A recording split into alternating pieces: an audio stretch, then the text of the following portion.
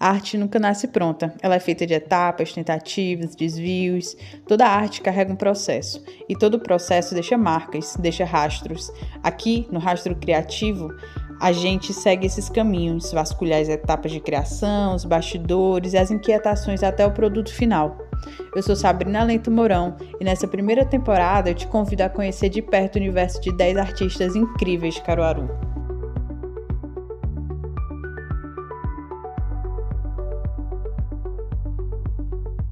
Hoje o Rastro Criativo recebe um artista que habita em imagens com memória, afeto e muito autoconhecimento. Ela é gravurista, ilustradora e designer. Paloma, a Pombo, é uma das presenças mais sensíveis e ativas na cena cultural do Agreste. O que te move a criar? Acho que o que me move a criar é a vontade de comunicar, sabe? Desde pequena, assim, eu tenho uma questão com a fala e também com a comunicação verbal, assim, com a escrita. Tenho uma trava muito grande com isso. Desenhar foi a forma que eu encontrei de me comunicar mesmo, de conversar, de mostrar o que eu sinto, sabe? As coisas que eu penso. E acho que até hoje isso se transformou na minha forma de comunicação mesmo. Acho que o que me move a criar é mostrar de alguma forma o que eu estou pensando, as coisas que eu imagino, sabe? O que eu vejo. E como tu se tornou artista? Teve algum momento que te marcou como ponto de virada para assumir esse caminho? Eu não costumava me intitular artista, sabe? Mas era uma coisa que eu ouvia de outras pessoas, tá ligado? Acho que ao ouvir essas coisas, ao ouvir as pessoas me denominando como artista, eu fui aceitando, meio que aceitando. Caramba, acho que eu sou artista, assim. Tinha uma coisa ali de uma síndrome de impostora, sabe? Uma coisa de não sei se sou. Tem tanta gente melhor que eu, como é que eu vou me considerar artista, sabe? Mas aí, com o tempo, eu fui mudando esse pensamento da minha cabeça, né? Tem tanta gente melhor que eu, mas sempre vai ter, porque as pessoas são diferentes. E aí fui aceitando que meu trabalho estava sendo reconhecido, que mesmo errando eu poderia acolher isso no meu processo de produção, né? Eu acho que uma coisa que me ajudou também a me reconhecer como artista foi encontrar o feminismo também, sabe? Saber que acho que a gente é um pouco criada e educada para achar que nunca é suficiente. Eu fui trabalhando isso, eu acho o feminismo foi trabalhando isso em mim, de que, poxa, eu posso ser melhor, sim, eu sou melhor do que... Mas é aquela coisa de, tipo, saber que eu posso ser melhor do que um cara, sabe? Eu acho que tem uma coisa interessante nisso que tu falou, né? De tu não se reconhecer como artista, mas outras pessoas te reconhecerem, né? Dentro dessas entrevistas que eu tenho feito e conversado com as mulheres, eu percebo muito isso, de uma dificuldade de se reconhecer como artista, né? E às vezes não necessariamente precisar de uma validação externa, mas a gente às vezes fica muito cega para as coisas que acontecem ali, que a gente está fazendo, né? É porque é como se fosse algo do dia a dia mesmo, né? Como se não tivesse tanto valor, né? A pessoa que está fazendo, não sei. Eu tenho uma dificuldade, por exemplo, de rentabilizar a minha arte, né? Porque para mim é como se o processo fosse mais importante. Tipo, eu tô mergulhada naquilo e aí quando eu termino eu já quero fazer outra coisa. Eu não tenho muito interesse em vender, por exemplo, ou em divulgar aquilo, sabe? Aí eu acho que é um rolê isso. É como se fizesse parte do seu dia a dia, né? Aquilo que você faz. Aí para você reconhecer que é algo realmente importante, para eu reconhecer que alguém realmente quer alguma coisa minha, sabe? Na casa dela, ou perto dela, ou num projeto dela, para mim ainda eu fico surpresa. Tu nasceu em Garanhuns, mas mora em Caruaru há um tempão. E atua no Agreste, majoritariamente no Agreste. Como é que essa geografia afeta a tua forma de criar? Tanto aqui quanto em Garanhuns, né? O que me faz criar, o que me inspira mesmo, né? Do meu, assim. Em Garanhuns foi muito a convivência com a minha família. Eu me sentia bem, assim, na cidade, sabe? É como uma cidade que eu posso caminhar sem medo, sabe? E aí eu acho que isso me ajuda a me inspirar, a poder visitar os parques, visitar as pessoas que eu conheço. Quando era criança, eu ia muito no sítio dos amigos do meu pai, da minha família. Aí acho que essas coisas foram ficando, sabe? E essas relações, assim, também da adolescência, acho que perpassa isso também, alguns traumas, alguns medos mesmo. Acho que o que eu vivi de forma familiar, assim, é o que mais se espelha, né, no meu trabalho de Garanhuns. Aqui em Caruaru eu tive um contato maior com a cultura popular, tive um contato com design, né? Foi quando eu comecei a estudar design. Aí eu sinto que aqui foi quando meio que o mundo se abriu, sabe? De referências, de conhecer pessoas diferentes, conhecer uma cultura diferente, né? Aqui eu me encantava muito porque parecia que todas as pessoas eram muito interessantes e eu ia nos lugares e nas lojas, loja de vinil e nos bares e na feira e sempre tinha uma pessoa legal para conversar, sabe? E acho que até hoje essas pessoas aqui inspiram muito. A vontade que dá de conversar mesmo com elas. Isso era uma coisa difícil lá em Garanhuns, assim.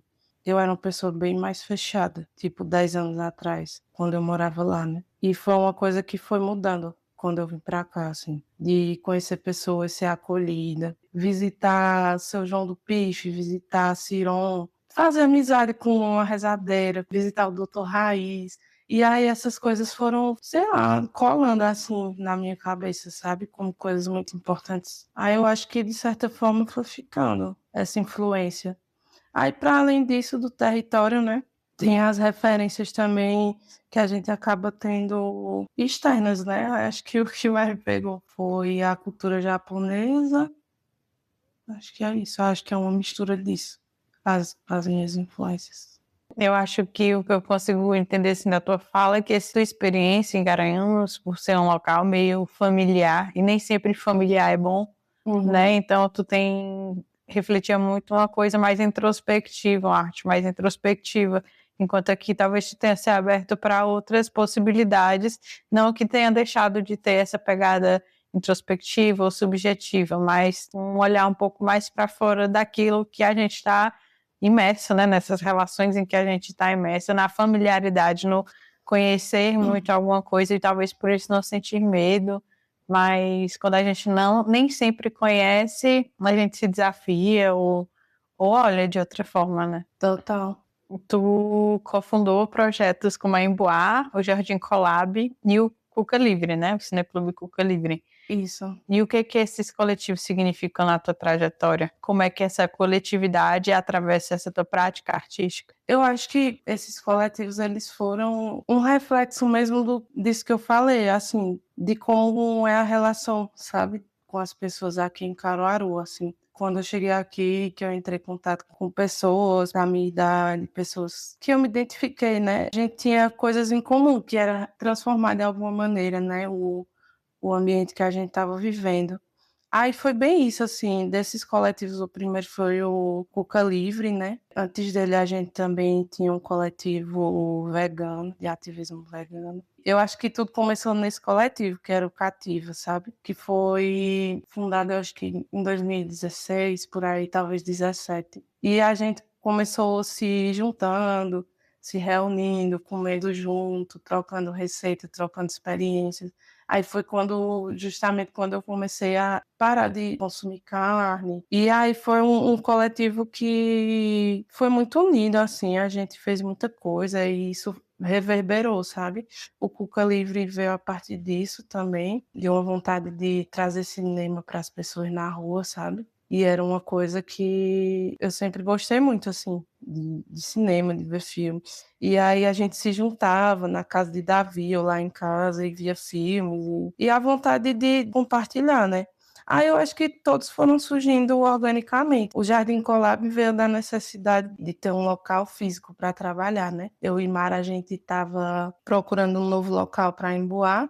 E aí surgiu o Jardim, né? A gente tinha outras amigas, designers que também estavam procurando. E aí a gente se juntou, 8 mulheres, né? E aí fundamos o Jardim Colab. Aí nisso a gente também tinha, todos nós tínhamos em comum que a gente queria trabalhar com oficinas, com cultura, né? Então a gente foi promovendo alguns eventos e oficinas lá. E foi massa, foi um espaço que durou pouco tempo, mas que movimentou um bocado, assim.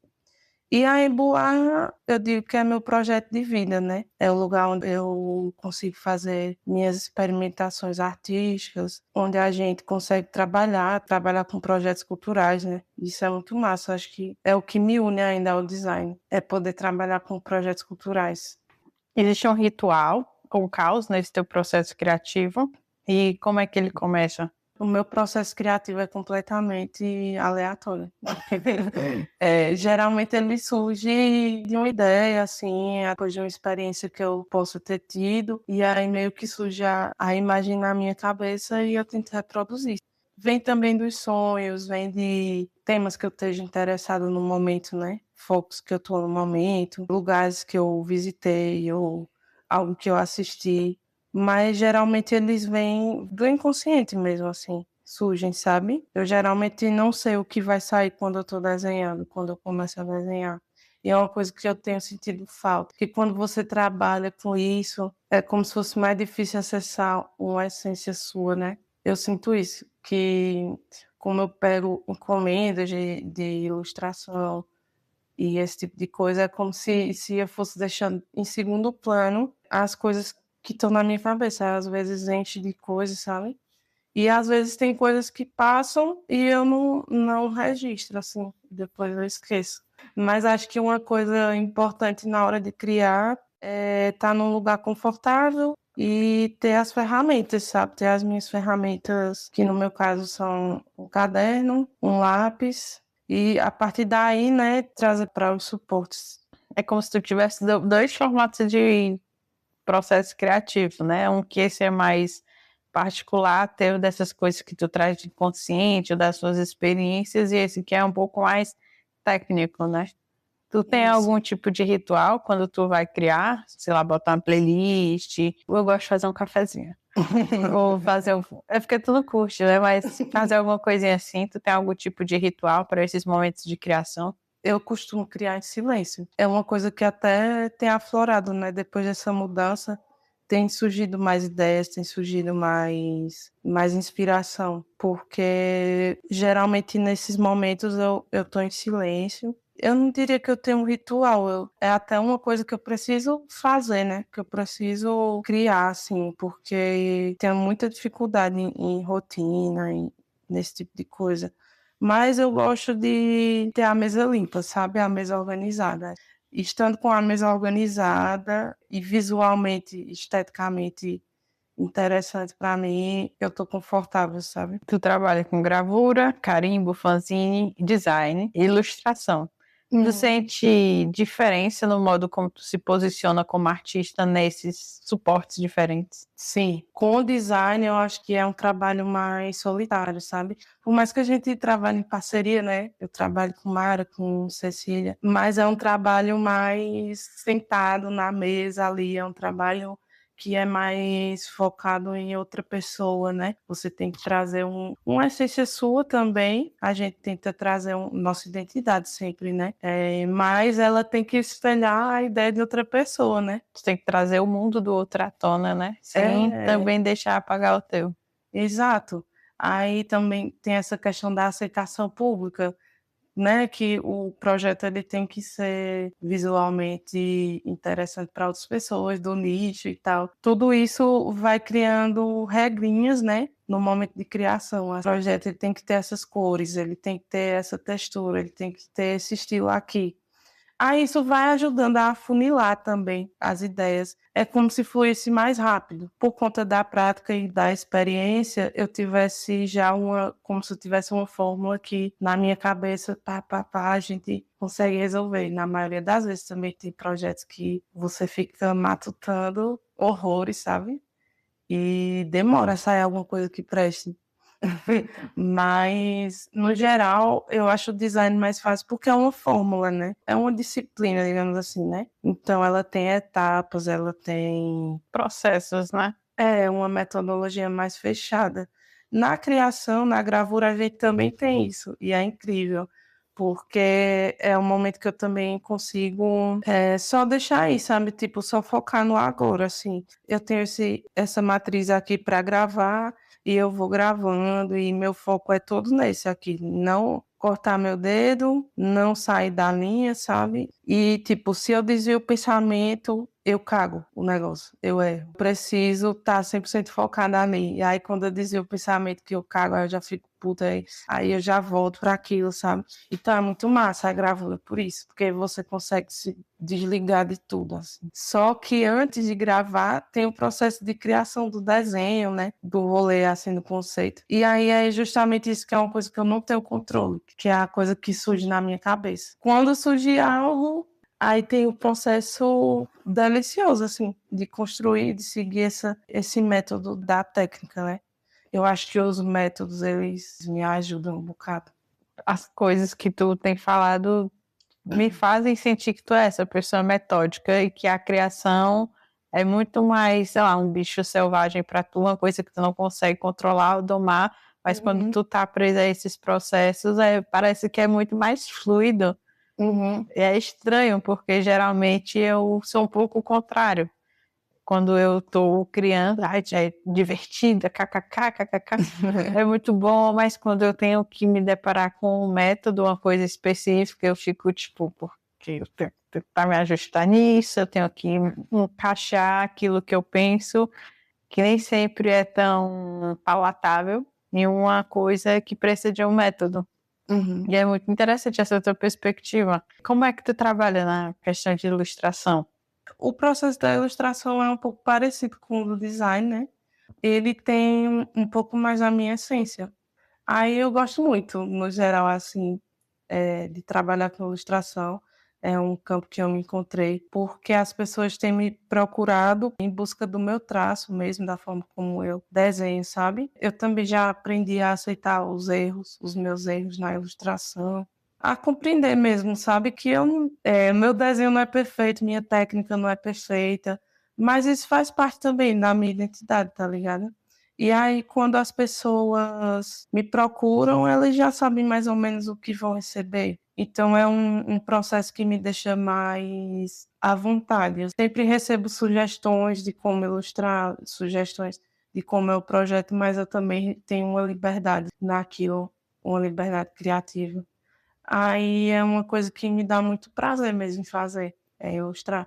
É uma criação minha unida à ideia de outra pessoa, né? Tem arte ali, tem algo meu mesmo. E é muito bom, é como se fosse dessas coisas o que flui melhor, assim, sabe? É o melhor dos dois mundos, pra tu. Tem arte, mas também tem processo, também tem metodologia, né? Isso, é como se essa coisa de afunilar me ajudasse a separar as coisas na minha cabeça. Quando é uma criação minha, algo mais individual mesmo, é como se fosse um redemoinho, assim. E eu tivesse que pescar as coisas nesse redemoinho, sabe? E é uma delícia. Geralmente eu crio em momentos de... Eu tenho uma relação, assim, com a melancolia, com a depressão mesmo. Aí, geralmente, eu crio em momentos depressivos, assim, as coisas mais pessoais, sabe? Tanto que acho que se vê muito isso na minha criação artística mesmo. É como se o tempo de maturação dessas coisas fosse maior, mas quando elas saem é um deleite maior também, né? Porque é algo intrinsecamente meu ali, é outro sentimento, assim, e uma coisa que faz parte de mim, né? Aí a ilustração faz parte de mim e de outra pessoa, assim como o design também, né? É interessante isso. Uma das partes boas e ruins para mim, pelo menos, de criar uma coisa, principalmente coisas que são difíceis ou em momentos difíceis, é porque às vezes é como se fosse um expurgo, é complicado, é um momento de elaboração, talvez, daquilo que você está sentindo, também é realmente bem deleitoso, como tu falou. Como é que tu sente quando tu cria isso, que às vezes é difícil para ti, chega alguém e se identifica? Nossa, é uma doideira. Nesse caso, falando do trabalho mais pessoal, né, do trabalho artístico, assim, eu sinto que ele, por ser pessoal, muita gente se identifica, né, muita gente passa pelas mesmas coisas que eu passou, né. Aí eu sempre fico muito feliz, assim, de trazer um conforto ou trazer um reconhecimento nas pessoas, né. Já trabalhos mais pesados, eu me sinto um pouco, eu não sei como explicar, é como se houvesse um constrangimento. Quando eu tô fazendo aquela arte, sabe, eu fico me perguntando muitas vezes por que que eu tô fazendo aquilo, sabe? Como se fosse um segredo que ninguém pode saber. Quando alguém percebe o que eu quis passar ali, aí pra mim é como se fosse tipo, descobrir seu segredo, sabe? Sei seu segredo. Aí é uma doideira. Com um dos últimos trabalhos que eu fiz foi assim, foi um trabalho muito pessoal e um trabalho que durante todo o processo eu fiquei me perguntando se eu deveria fazer mesmo, sabe? Quando as pessoas vieram para dar a opinião delas sobre ele, para contar experiências mesmo, assim, e como elas viam esse trabalho, assim, experiências pesadas, opiniões bem fortes, assim, segredos também. Aí eu consegui compreender um pouco o motivo de eu estar fazendo aquilo, sabe? De alguma forma, aquilo mexe em alguma coisa nas pessoas. É algo ruim, mas que se transforma de alguma forma em algo bom, sabe? Não sei. Aí eu fico. Que trabalho foi esse? Foi a minha obra Natimorto. É uma gravura que eu fiz. Uma gravura grande, eu fiquei em torno de um mês gravando ela. E ela foi feita para uma exposição no Sesc de Belo Jardim. Foi a primeira vez que eu e Mara a gente juntou nossas obras, né? Para fazer uma exposição individual da Emboá. E aí a gente ficou tipo, meu Deus, essa já é uma exposição de arte, o que é que a gente vai botar? Aí a gente juntou tudo que a gente Duas tinha artistas feito. fodas. O que a gente foi botar? Foi, velho. Aí tipo, caramba. Porque a gente nunca tinha parado para juntar. Mara, ela tem um trabalho mais conciso, assim, ela tem séries, ela tem fotolivros, né? Aí ela já tem essa experiência realmente de criar uma narrativa com as fotos dela. Minhas coisas eram completamente aleatórias. Eu, tipo, peguei os cadernos, assim, comecei a ver os cadernos, tava pensando em levar os cadernos pra galera ver. Eu quis criar uma gravura que tivesse um impacto, sabe? Eu disse, não, vou criar uma gravura bem foda pra essa exposição, assim. E surgiu essa ideia que eu já queria fazer há um bom tempo, essa gravura. Só que ela foi adquirindo significado, eu fui adicionando símbolos ao longo do processo, sabe? Inclusive, Carlos me ajudou a gravar a parte da água, porque estava chegando o dia e não ia dar tempo de fazer tudo. E aí, enquanto eu estava gravando, eu sempre me perguntava, poxa, eu vou expor essa história, sabe? Eu vou falar mesmo dessa história, uma história que não é minha, né? Que passa por mim, mas não é minha. E aí foi bem louco, assim, foi um momento que eu tive muita conexão, assim, pensei muito na minha mãe, né? E quando ele surgiu, eu continuava com esse sentimento, assim, de talvez era um segredo, que não devia aparecer para as pessoas. Aí depois eu compreendi, com as experiências que as pessoas foram me contando, a importância, né, dele existir, assim. Também rolou uma resistência para vender essa obra. Eu vou vender uma obra para a pessoa colocar no quarto dela, na sala dela. É uma coisa que esteticamente é interessante, mas que fala de uma coisa tão horrível, tão terrível, né? Aí depois eu compreendi, às vezes a gente não quer só ter coisas bonitas, as histórias terríveis também têm importância. Deve ser difícil vender um segredo, né? Vender uma coisa que atravessou a gente tão profundamente. Mas a gente se sente tão incompreendido, então isso é meu, isso é meu, isso é meu, e a gente esquece quando a gente cria aquilo, meio que deixa um pouco de ser nosso e também pertence à história do outro, né? Quando as outras pessoas se conectam com aquilo, quando as outras pessoas se sensibilizam, isso passa a ser também parte da história do outro. Acho que isso se conecta um pouco com o que tu falou no começo, que tu desenha, que tu ilustra, porque tu não consegue verbalizar. E às vezes aquilo que tu ilustrou é uma coisa que a outra pessoa não conseguiu verbalizar e que ela reconheceu ali naquela tua produção, naquela tua obra. Total, caramba. E a tua produção, ela transita entre o artesanal e o digital. Como é que tu equilibra esses dois mundos na tua arte? Acho que a primeira vez que eu cheguei lá na Emboá foi na oficina de cartazes. Quem fez foi a Mara, né? Foi. Então a gente ficou naquilo de corta e cola. E vocês também deram uma outra oficina de cartazes na primeira feira de Diagrama. Vocês deram uma oficina de cartazes, né? Foi então vocês trabalham muito com os dois, tu também, né? Isso. E como é que tu equilibra esses dois mundos? Eu acho que tudo surge no analógico, né? Quando você é criança, você começa a desenhar e tudo surge ali, né? No papel. Acho que quando eu entrei na faculdade, até antes disso, quando eu comecei a me relacionar com a arte, com o design, de uma forma que não era eu criança ali no meu quarto desenhando, né? Quando eu comecei a conhecer outras pessoas que faziam isso e tal, tive uma coisa que deu um boom muito grande na minha cabeça. Foi ali em 2011, 2012, conheci a galera dos quadrinhos nacionais. Era uma galera que produzia tirinha, fazia tudo à mão, ou com uma mesinha digitalizadora, faziam zines, né? Rolou um movimento de mulheres muito foda, assim, várias mulheres que produziam quadrinhos do Brasil todo.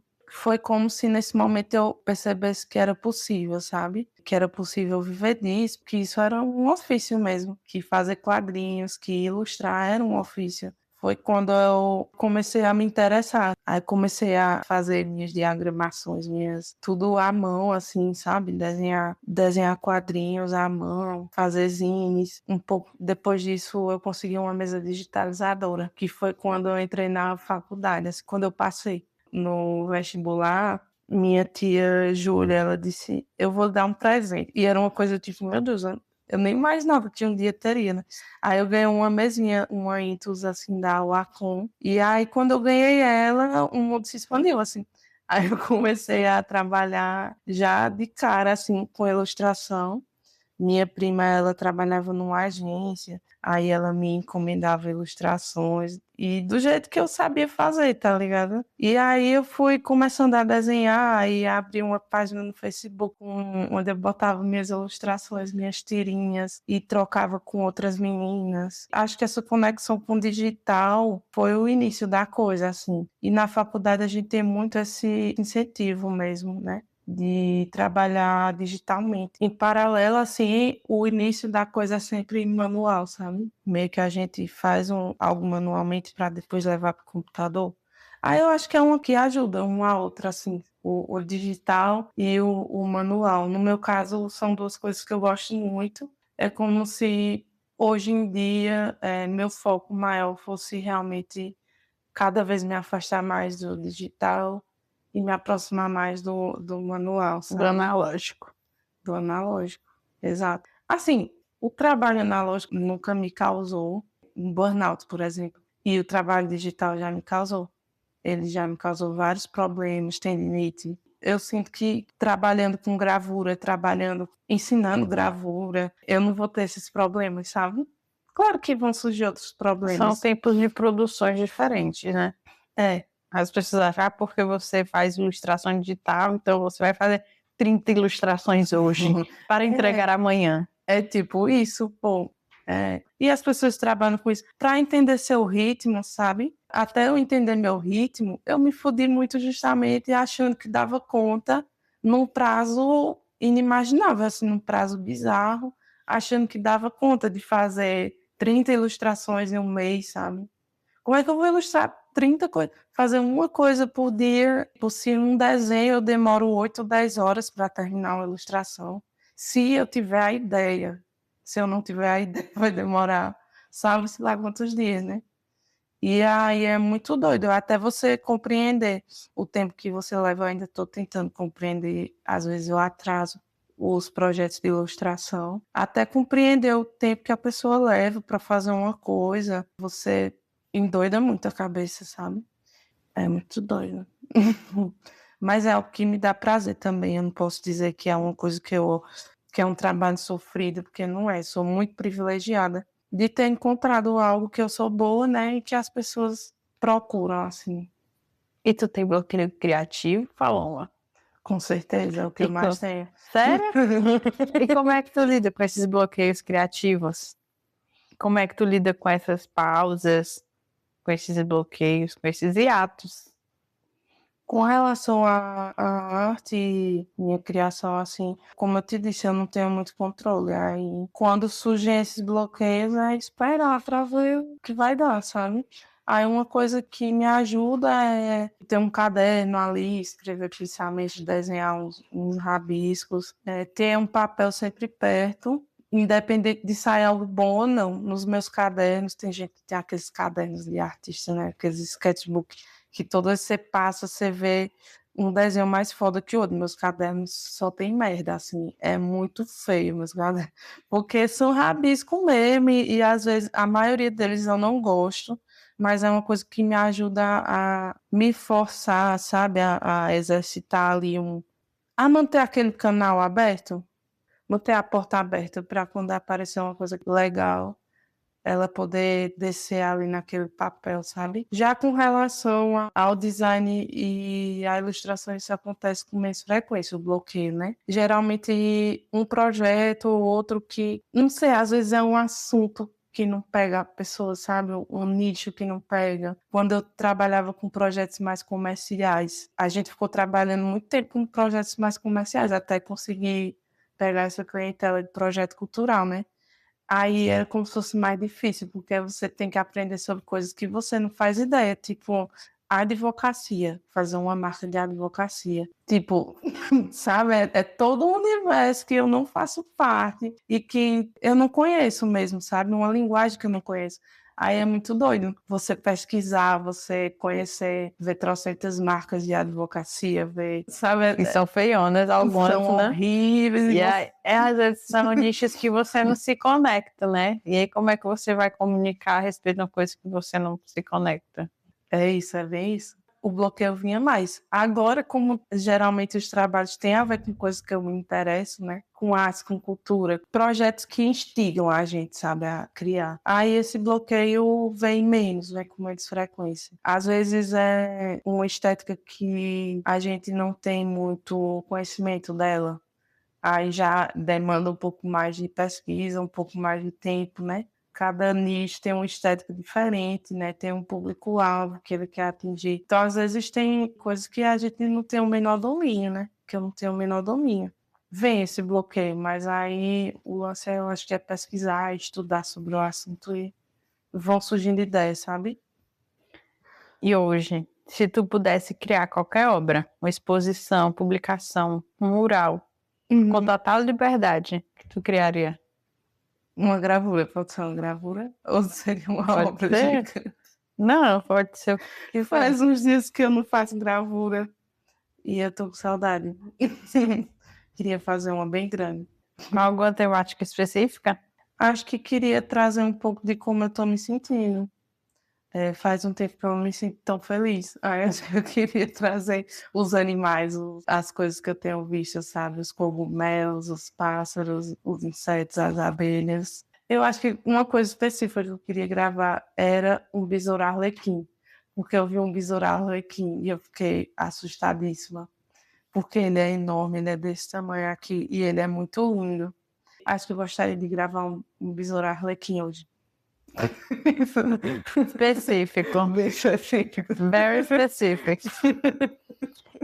Existe alguma obra artística que te impactou para sempre? Uma gravura, filme, livro, música? Eu acho que é o primeiro filme que eu me lembro, assim, de, tipo, cinema, sabe? Que eu assisti com meu pai quando eu era criança. Não sei nem quantos anos eu tinha, acho que eu tinha uns 8 anos.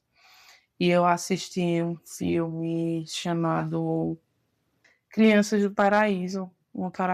Children of Heaven. E aí era sobre um menino. Eu não vou lembrar muito bem porque eu era criança, sabe? Mas me marcou muito. Porque você era children. Eu era children.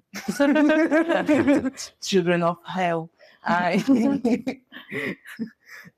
Mas era essa relação do menino com a irmã.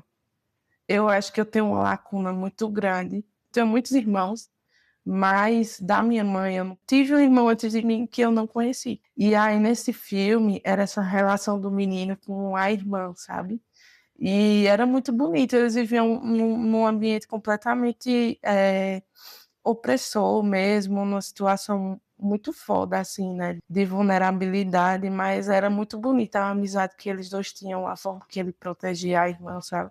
Aí eu lembro que esse filme me emocionou muito, assim. Muito foda esse filme, Children of Heaven. Eu acho que é uma obra que impacta até hoje, assim, as coisas que eu faço, talvez.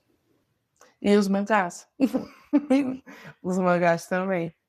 Me incentivaram muito a criar. Que tipo de mangá? Mangás seinen, né? Aquelas histórias mais esquisitas mesmo, que não são tão comerciais assim. Sempre gostei muito de justamente histórias que falam mais sobre melancolia, sobre sofrimento mesmo. Acho que eu gosto de me identificar, de ler as coisas e assistir coisas que eu me identifico, sabe? Nesse sentido, eu gosto muito de histórias tristes. Aí nos mangás eram muito histórias tristes. Começou com Naruto, né? Com certeza. E aí depois eu fui descobrindo esse universo, assim, dos mangás depressivos, Inio Asano, Daisuke Igarashi. E essa galera, assim, eu gosto muito. Acho que influencia muito o meu trabalho, de certa forma. Tu acha que tem um trabalho melancólico?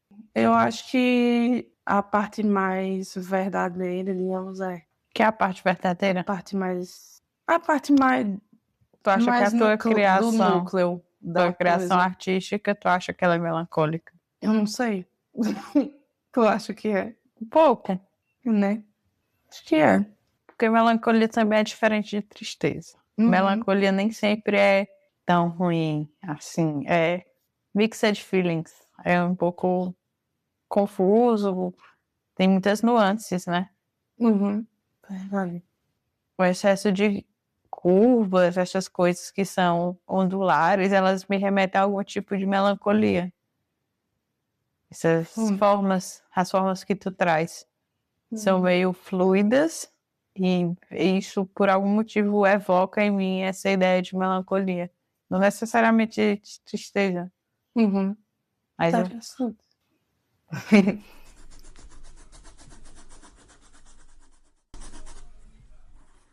Se tu pudesse trocar ideia com uma mulher artista de qualquer tempo, lugar, viva ou morta, quem seria?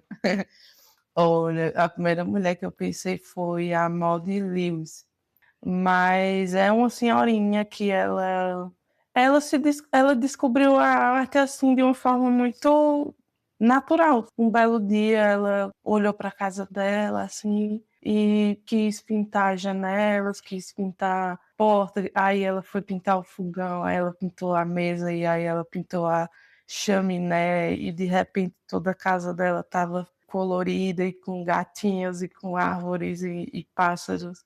E eu acho muito bonito essa criação espontânea. Provavelmente não é assim, mas é como eu vejo as pessoas que criam de forma espontânea, é como se fosse uma fonte sem fim, sabe? Eu acho muito bonita a história dela, porque ela não tinha nenhuma pretensão de ser artista, ela só queria criar e de repente tinha um monte de gente na casa dela querendo os cartões postais que ela pintava à mão, querendo coisas dela, querendo conhecer ela, e ela naquela simplicidade, sabe? Uma mulher no campo, numa casinha bem pequenininha, vivendo as estações daquele lugar, e quando era inverno ela pintava o lago congelado e os gatinhos no inverno e a neve. E quando era verão, ela pintava os cisnes do lago, sabe? É muito lindo isso. Eu queria tomar um chazinho com ela e conversar sobre o tempo, sobre o dia a dia, assim. Nada muito especial. Então, tu se identifica com ela nessa questão de experienciar essa passagem do tempo, da natureza? Eu acho que é uma coisa que eu quero alcançar. A cidade, ela sufoca um pouco isso, né? É uma vida que eu quero ter. Eu não sei se eu romantizo isso, né?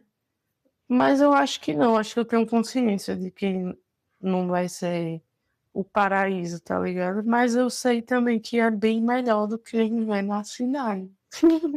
E viver sob pressão constante, sabe? E o ambiente, ele influencia muito a gente, né? Demais. Influencia como a gente se sente, como a gente enxerga o mundo, como a gente se enxerga e isso reverbera na forma com que a gente cria, né? É. Como é que ser mulher, nordestina e artista se inscreve no teu trabalho? Isso aparece de alguma forma? Tipo como temática, ou energia, ou como escolha estética? Acho que ser mulher aparece muito porque eu retrato, acho que 100% mulheres, né? Principalmente no meu trabalho mais pessoal. Eu acho que a coisa de ser nordestina, ser de Pernambuco, né? Ela influencia muito também, né? O meu repertório, as coisas que eu vejo, né? Desde que eu nasci. Então elas vão estar ali. os elementos, as cores que eu costumo ver, que eu gosto mais, a temperatura que eu vivo, né? Acho que tudo isso, no fim, ele vai estar presente ali, né, na obra. Independente de ser algo estereotipado, né, que geralmente se vê dessa forma, né, como se algo tem que ser retratado por estereótipos, né? Acho que por esse caminho eu não vou muito. Acho que eu vou pelas experiências pessoais mesmo, né? O Agreste e o Pernambuco que eu vivi mesmo, não o que eu vi nas obras de outras pessoas, digamos. Tu tem alguma memória de infância que te conecta com a arte que tu faz hoje? Sim, acho que toda a minha primeira infância me conecta muito com a arte que eu faço hoje, seja isso positivo ou negativo. E eu acho que uma pessoa que influencia muito minha arte é minha mãe, a minha relação com ela. Independente dela estar ou não ali, mas a pessoa que ela era influencia muito o tom do que eu faço, eu acho. O tom, exato, ela dá o tom. A presença, a ausência, essa lacuna, ela modula muito o que tu cria. Isso. Essa aura, assim, tá presente. Tu acha que tu representa bastante tua mãe nas coisas que tu faz? Eu acho que eu represento justamente no tom das minhas artes, assim. É como se elas tivessem um pouco do humor que ela tinha. Eu acho que essa melancolia eu reconheci dela, assim. Eu tomei dela. Qual a tua virtude que tu mais valoriza? Nossa, é tão difícil se elogiar, Eu né? sei. Nossa Senhora. Eu não sei. É a generosidade de estar perto, eu acho. É tipo cuidar, saber cuidar, eu acho. Mas acho que eu valorizo isso, de querer estar perto de alguém quando ela precisa, sabe? E poder ser um conforto de alguma forma. Qual é o teu traço principal de personalidade? Triste. Sabor triste. Acho que não, eu tô tirando onda. Eu acho que é confusa. Confusa. Sério? É sério? Não sei. Eu confuso, não sei. Faz sentido. Tu tem um lema de vida? Um lema? É. Agora tu me pegou, eu não sei. Às vezes aparecem umas máximas, né? No dia a dia, assim. Sei lá, baixe todas as expectativas e os surpreenda. Algo assim. Não sei. Que conselho você daria para jovens que estão começando agora na arte, especialmente para mulheres do interior? Não parar, por nenhum motivo. Não parar. Eu acho que é isso, assim. Vão surgir inseguranças, vão surgir pessoas que vão dizer que seu trabalho é ruim. Você vai dizer para si mesmo que seu trabalho é ruim. Você não pode parar, mesmo achando seu trabalho horrível, mesmo achando que você não merece. Você continue fazendo. Continua fazendo. Se é aquilo que você gosta de fazer, continue fazendo. Vai ser melhor do que fazer qualquer outra coisa. Acho que é isso. Como é que a gente pode acompanhar teu trabalho? Deixe suas redes, projetos em andamento, o que vem aí? Sigam @oipombo para ver minha página, né, principal. Sigam @oficina Emboá para ver as coisas da Emboá. Também temos as páginas do Cine Cuca Livre, do Coletivo Ciano Cidade, @Ciano Cidade. Por lá que você pode me encontrar nas redes. Às vezes eu desativo o Instagram. Sim, mas em algum momento ele volta.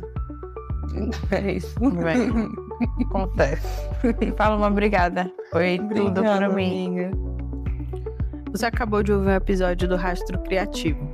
Eu sou Sabrina Lento Mourão, idealizadora, produtora, host e editora deste projeto, que conta com a identidade visual de Paloma Paulino, a Pombo, e ilustrações de Mara, as meninas da Oficina Emboá, além de contar com o motion design da Brisa.